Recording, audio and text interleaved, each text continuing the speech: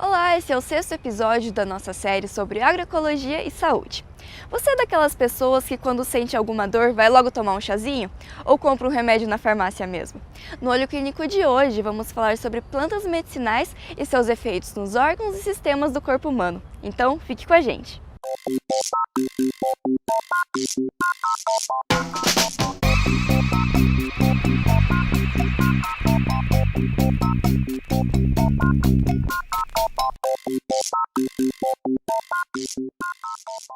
Você já ouviu falar em plantas medicinais, certo? Provavelmente você também já tomou chá de camomila para relaxar ou chá de erva doce quando sentiu uma dor no estômago. Nosso conhecimento sobre quais ervas fazem bem para partes específicas do corpo vem em grande parte da sabedoria popular. As plantas medicinais são utilizadas há milhares de anos e têm um papel importante na cura e tratamento de algumas doenças. Muitas pessoas, inclusive, preferem o seu uso ao invés de remédios industrializados. Os remédios, quando a gente estuda a parte de medicamentos, ele cura um órgão teu que está doente, mas ele vai trazer efeitos colaterais para outros órgãos, Então, na hora que eu uso uma planta medicinal, dependendo, claro, do tipo da planta, eu vou reduzir essa potencialização de efeitos colaterais para outros órgãos, É importante também que hoje em dia, felizmente, está se tendo um resgate do que a vovó fazia em casa. Ela tinha uma farmácia viva no quintal, Aí migrou todo mundo para a farmácia química. Aí agora está todo mundo pensando num organismo melhor e numa qualidade de vida, e está todo mundo procurando conhecimento e resgatando todo esse conhecimento popular para utilizar as plantas medicinais, desde o seu cultivo até o seu uso na forma de chás, de desidratadas, Sabemos que algumas plantas têm ações em determinados órgãos e sistemas, tanto para o bom funcionamento quanto para a prevenção e cura de algumas doenças. Mas você sabia que elas agem melhor no nosso corpo em determinados horários? Esse conhecimento vem da medicina tradicional chinesa, que a partir daí desenvolveu o relógio do corpo humano. O Centro Paranaense de Referência em Agroecologia, o CPRA, tem esse relógio no seu espaço. Segundo os chineses, e esse conhecimento é um conhecimento milenar, eles atribuem os ciclos circadianos que nós temos no nosso organismo a uma força vital que todos os corpos têm, e essa energia vital do nosso organismo, ela se desloca a cada 2 horas aproximadamente e ativa nossos principais órgãos e os nossos principais sistemas, Então, no decorrer de um dia, ou seja, de 24 horas, a nossa energia vital vai passando pelos principais órgãos, que são então representados em canteiros, Nesse nosso horto, ele é um horto no formato circular, representando então esses 12 momentos em que a nossa energia vital está ativando um determinado órgão, um determinado sistema, Então isso acontece aproximadamente a cada 2 horas. O relógio do corpo humano, então, é dividido em 12 momentos.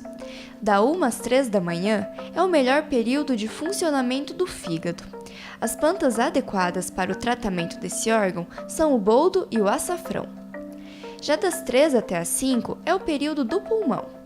A planta indicada é a pulmonária, também conhecida como peixinha, que auxilia muito no tratamento da bronquite e da tosse.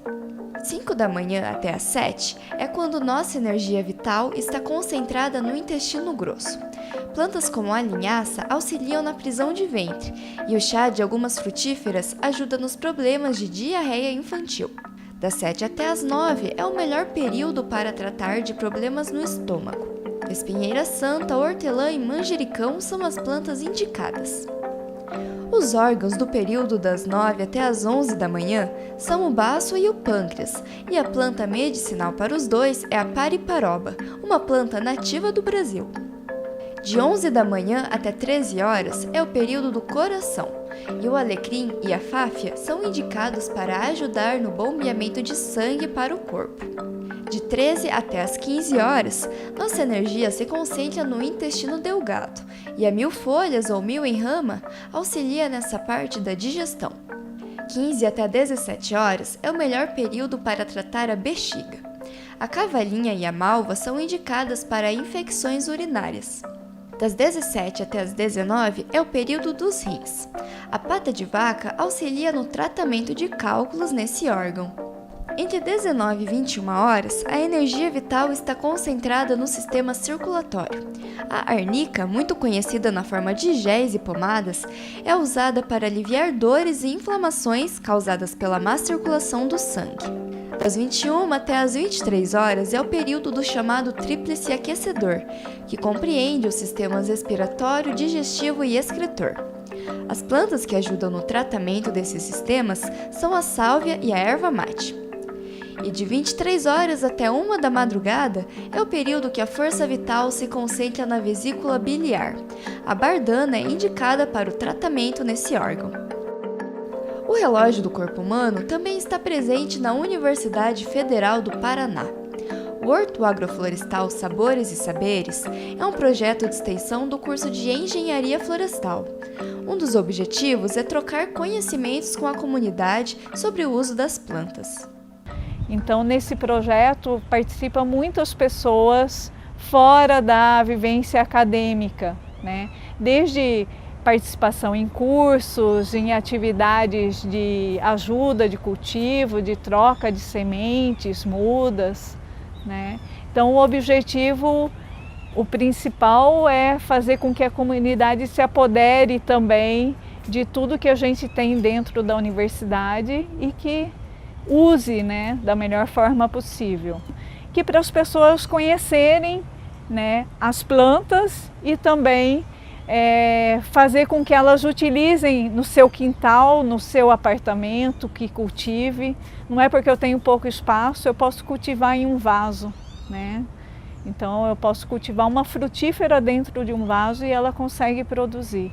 Então eu não preciso limitar o tamanho, eu tenho um quintal gigante para eu utilizar. Mas apesar dos benefícios das plantas medicinais, nem sempre elas são a melhor escolha para o tratamento de uma doença específica. Apesar da medicação natural ser mais saudável, o melhor sempre é consultar um médico para saber se o consumo das plantas medicinais é adequado àquele tratamento. É sempre importante, assim, no uso de plantas medicinais, se a pessoa já está utilizando medicamentos químicos, né? Ela tome o cuidado de não fazer o uso exagerado, né? Então, assim, você tomar uma xícara de chá por dia não é uma coisa muito absurda. É possível a pessoa coincidir justamente essas plantas que oferecem menos riscos, né? À saúde humana, porque não é porque seja natural, porque sejam plantas medicinais que não existam doses, que não existam questões de segurança. A gente precisa se atentar para isso também, né? Então, assim, existem plantas que são muito comuns no nosso dia a dia, que nem a camomila, que nem a hortelã, que são plantas assim que para você atingir uma dose de risco mesmo, você teria que tomar muito chá, né?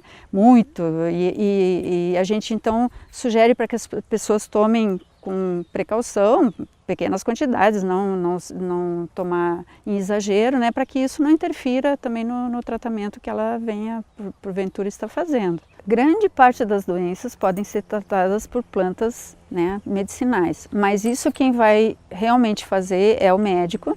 Uma dúvida comum relacionada ao uso de plantas medicinais é se comprar a planta a granel ou de forma industrializada, como nos saquinhos de chá, faz diferença. O ideal é sempre consumir as plantas recém-colhidas, mas se não tiver essa alternativa, é importante conhecer as origens do alimento que você está comprando, pois eles podem conter agrotóxicos e outros resíduos. Obviamente que seria muito importante que os produtos fossem orgânicos ou agroecológicos para que não exista nenhum risco de conter resíduos desses produtos tóxicos nos chás, nas plantas medicinais, né? Então é muito importante a pessoa levar isso em consideração e nem sempre o produto industrializado ele está isento de agrotóxico. Não é porque ele está lidando com plantas medicinais que o cultivo seja orgânico. Então é muito importante a gente fazer aquisição de plantas que tenham sido produzidas em sistemas orgânicos, para a gente ter a certeza que está tomando um produto puro. Independente da escolha entre utilizar uma planta medicinal ou um remédio industrializado, o mais importante é saber o que se está consumindo. Qual a origem desse produto, seus benefícios, contraindicações e para qual órgão ou sistema esse medicamento é indicado. E claro, sempre tome a decisão em conjunto com seu médico. Ao longo da nossa série, conhecemos agricultores e consumidores da produção agroecológica. No próximo episódio do Olho Clínico, vamos entender como a agroecologia vem contribuindo para a saúde mental dessas pessoas. Então, até lá!